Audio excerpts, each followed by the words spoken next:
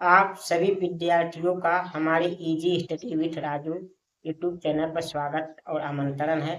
आज मैं आप लोग को अपने easy study with Raju YouTube channel पर इंग्लिश का बहुत ही महत्वपूर्ण क्लास लेकर आया हूँ। यानी वेरी वेरी इम्पॉर्टेंट क्लास, जिससे इंग्लिश को पढ़ने लिखने और समझने में बहुत ही सहायता मिलेगा, यानी बहुत ही हेल्प होगा। इसके बिना इंग्लिश को लिखना पढ़ना और समझना इम्पॉसिबल होता है। यदि ये क्लास आप लोगों ने देख लिया तो आधी से अधिक इंग्लिश आप लोग को वैसे ही समझ में आने लगेगी।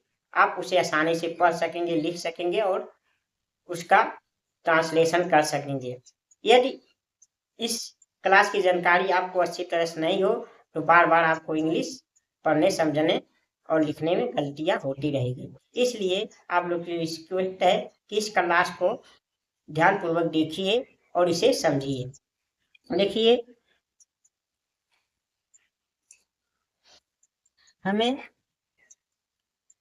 आज हम सब्जेक्ट एंड एक्चुअली वर्ब का संबंध लेके आ रहे हैं कि किस सब्जेक्ट के साथ कौन सा एक्चुअली वर्ब लगता है, नहीं किस कर्ता के साथ कौन सी सहायक क्रिया लगता है। ये बहुत कंफ्यूजिंग क्लास है और एक बहुत कंफ्यूजिंग विषय होता है, सब्जेक्ट होता है, जो विद्यार्थी इसमें अक्सर गलतियां करते रहते हैं और समझ नहीं पाते हैं, जिन्हें इंग्लिश पढ़ने में या उन्हें समझने में हिंदी से इंग्लिश ट्रांसलेशन या इंग्लिश से हिंदी ट्रांसलेशन करने में बहुत ही आसान होता है।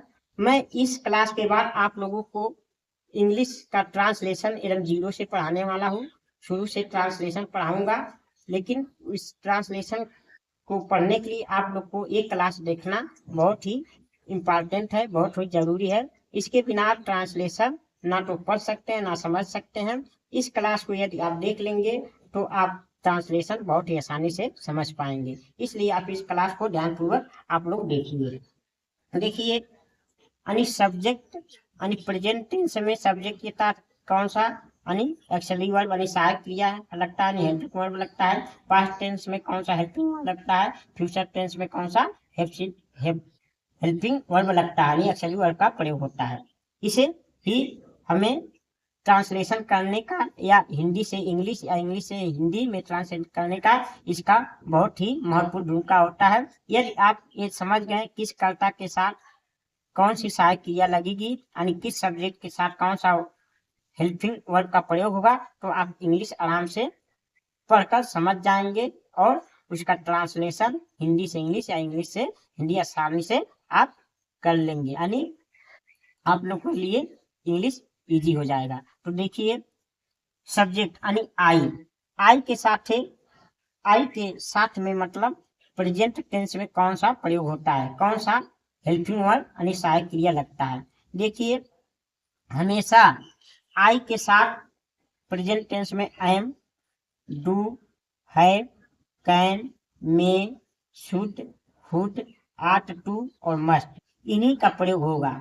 कोई भी वाक्य हो आगे पीछे करके कहीं ना कहीं प्रेजेंट टेंस में आई के साथ इन्हीं हेल्पिंग वर्बों का प्रयोग होता है, जिन्हें आप लोग को ध्यानपूर्वक देखना है।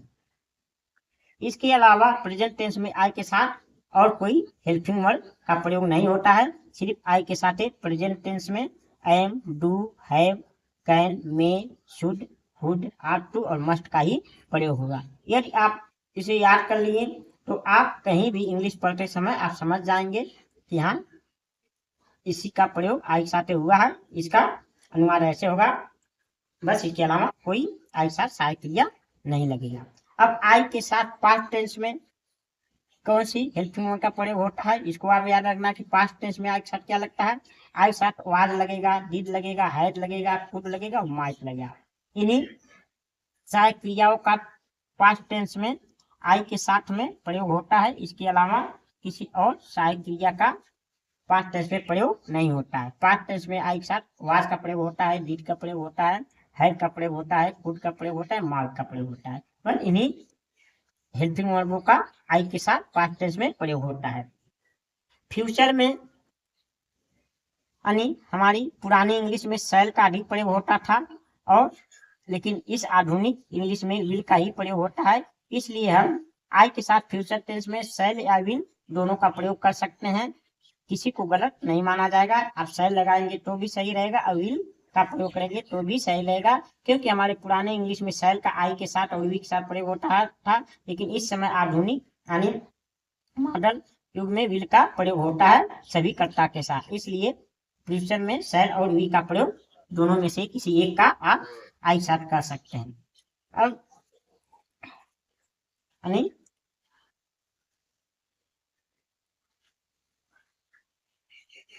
आई शैल और विल का प्रयोग एक साथ में किया जा सकता है, या आप शैल का प्रयोग करिए चाहे विल का प्रयोग करिए। अब देखिए सब्जेक्ट वी, डब्ल्यू वी मिस हम होता है, यू माने तुम या आप होता है, टी एच वाई डे माने वे होते हैं, T S O S E those माने वे होते हैं, T H E S E these माने ये होते हैं, boys G I R girls. कोई भी बहु यानी प्लूरल सब्जेक्ट कोई भी हो यानी कोई भी बहुवचन करता हो तो उसके साथ क्या लगता है या ध्यान देना है। हमने तो यही दिया है we, you, they, those, these, boys, girls, animal, children. कोई भी प्लूरल सब्जेक्ट होगा यानी बहुवचन सब्जेक्ट होगा करता होगा तो उसके साथ क्या लगेगा, आर लगेगा। प्रेजेंट टेंस में आर लगेगा, डू लगेगा, हैव लगेगा, कैन लगेगा, मे लगेगा, शुड लगेगा, हुड लगेगा, आर टू लगेगा, मस्ट लगेगा। बस इन्हीं हेल्पिंग वर्बों का प्रयोग इन सब्जेक्ट के साथ में लगेगा। इनके अलावा कोई और इनके सामने प्रयोग नहीं होता है। जब प्रेजेंट टेंस रहेगा चाहे वी यानी हम, यू आप या तुम, दे वे, दोज माने वे, डीज माने ये, बॉयज माने लड़के, गर्ल्स माने लड़कियां, चिल्ड्रेन बच्चे, पीपुल्स माने लोग। कोई भी प्लूरल सब्जेक्ट यानी बहुवचन करता हो तो उनके साथ प्रेजेंट टेंस में आर लगेगा, डू लगेगा, हैव लगेगा, कैन लगेगा, मे लगेगा, शुड लगेगा, हुड लगेगा, आर टू लगेगा और मस्ट लगेगा। इनके अलावा और कोई इनके साथ में प्रयोग नहीं होता। तो आप ये इन्हें याद लगे तो इनमें कभी गलत नहीं होगा। इनके साथ आप यही किया लगाएंगे। अब हम आप लोगों को ट्रांसलेशन समझाएंगे पढ़ाएंगे तो उसमें आप लोग को एकदम कंफर्म हो जाएगा किस कर्ता के साथ कौन सी सहायक किस टेंस में प्रयोग होता है। टेंस कलम से पढ़ेंगे, हर टेंस अलग अलग और हर सहायक क्रिया कब कैसे प्रयोग होती है उसी के बारे में हम जानेंगे। अब इन कर्ता we, you, they, those, these, boy, girls और कोई भी प्लूरल सब्जेक्ट यानी कोई भी बहुवचन कर्ता के साथ यानी पास्ट टेंस में क्या लगता है, विल लगता है, डिड लगता है, हैड लगता है, कुड लगता है, माइट लगता है। इन्हीं का प्रयोग होता है, बाकी और किसी का प्रयोग इनके साथ नहीं होगा। पास्ट टेंस में केवल इतने ही हेल्पिंग वर्ब का प्रयोग होता है इन कर्ताओं के साथ। फ्यूचर में कोई भी प्लूरल या सिंगुलर सब्जेक्ट हो सभी के साथ विल का ही प्रयोग होता है यानी फ्यूचर टेंस में। ये आपको ध्यान रखना है।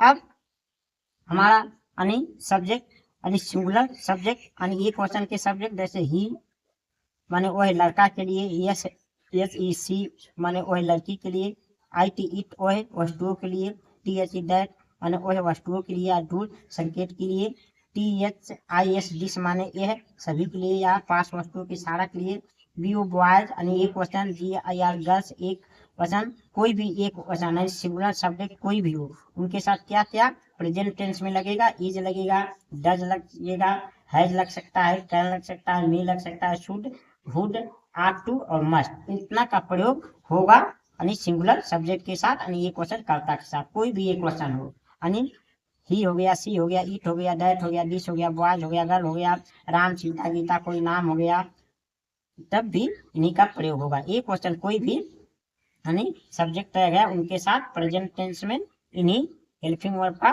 प्रयोग होगा यानी is, does, has, can, may, should, would, ought to और मस्ट का ही प्रयोग होगा।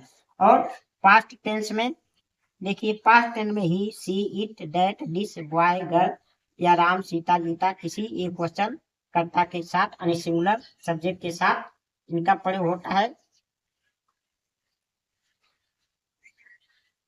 यानी वाट का प्रयोग होगा, डिड का प्रयोग होगा, हैड का प्रयोग होगा, कुड का प्रयोग होगा और माइट का प्रयोग होगा। इन्हीं का प्रयोग पास्ट टेंस में होगा इन सब्जेक्टों के साथ में। और फ्यूचर में तो विल का ही प्रयोग होता है, चाहे वो प्लूरल सब्जेक्ट हो चाहे वो सिंगुलर सब्जेक्ट हो, सभी के साथ विल का ही प्रयोग होता है। यदि आप कर्ता के साथ हेल्पिंग वर्ब का मेल करना समझ गए तो आप लोगों के लिए इंग्लिश पढ़ना बहुत ही इजी हो जाएगा और हिंदी का ट्रांसलेशन इंग्लिश में करना और इंग्लिश से हिंदी में करना आप लोगों के लिए बहुत ही आसान हो जाएगा। अब इसके बाद मैं आप लोगों को अपने easy study with Raju YouTube English के क्लास में इंग्लिश का ट्रांसलेशन 0 से पढ़ाने वाला हूँ। एकदम शुरुआत से ट्रांसलेशन पढ़ाऊंगा। यदि आप लोग को ट्रांसलेशन पढ़ना है इंग्लिश को तो मैं आप लोग से रिक्वेस्ट करता हूँ कि आप लोग अधिक से अधिक संख्या में हमारे easy study with Raju YouTube channel से जुड़िए, जहां आप ट्रांसलेशन को समझ के इंग्लिश को आराम से पढ़ना लिखना और उसका अर्थ समझना जानिए। यदि आप लोग को टेंस आ गया यानी ट्रांसलेशन आ गया तो आप हिंदी से इंग्लिश, इंग्लिश से हिंदी आराम से पढ़कर समझ सकते हैं। हिंदी से इंग्लिश में ट्रांसलेशन कर सकते हैं, इंग्लिश से हिंदी में ट्रांसलेशन कर सकते हैं। इसलिए आप इंग्लिश को पढ़ने के लिए ट्रांसलेशन एक बहुत ही महत्वपूर्ण चैप्टर होता है। बिन ट्रांसलेशन ज्ञान का हमें इंग्लिश में कुछ भी समझ में नहीं आ सकता।